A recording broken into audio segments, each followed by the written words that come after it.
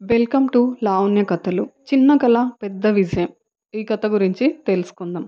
మనల్ని గెలిపించేది శక్తి కాదు, మనలో ఉన్న నమ్మకమే. మన మీద మనకు నమ్మకం ఉంటే విజయం మన వెంటే ఉంటుంది. అలాంటి ఓ కథ గురించి ఈరోజు తెలుసుకుందాం. రేణు అనే ఒక అమ్మాయి స్కూల్ టీచర్ అవ్వాలనేది ఆమె కళ. వాళ్ళ ఊళ్ళో అంతా కూడా పాఠశాలకు కాకుండా తల్లిదండ్రులతో కలిసి పొలం పనులకు వెళ్ళేవారు. కానీ ఇది సరైన పద్ధతి కాదు అని అందరినీ పాఠశాలకు పంపాలన్న నిర్ణయం తీసుకుంది. ఇది ఆమెలో ఉన్న ఇంటెన్షన్. ఊరిలో విద్యను వ్యర్థమని భావించే ఊరి పెద్దలు. కానీ చదవడానికి సరిగా పుస్తకాలు కూడా లేవు. ఆమె కుటుంబం ఆమెను పని చేయమని ఒత్తిడి చేస్తోంది. అది ఆమెకు ఛాలెంజ్ లాంటిది.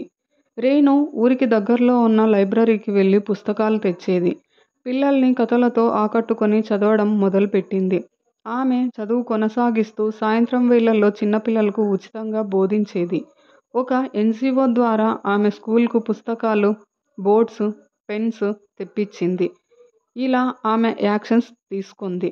ఊరిలో పెద్దలు మౌనం వీడారు. పిల్లలంతా ఆసక్తిగా చదవడం మొదలుపెట్టారు. తాను తర్వాత తన ఊరికి పాఠశాలలో ఉపాధ్యాయురాలుగా పనిచేసింది. చివరికి తన ప్రయత్నాలు అన్నీ కూడా ఫలించాయి. ఉద్దేశం ఉన్నవారికి మార్గం తయారవుతుంది.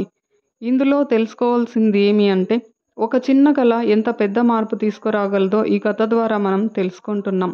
మనపై మనకు నమ్మకం ఉంటే ఎప్పటికైనా విజయం లభిస్తుంది.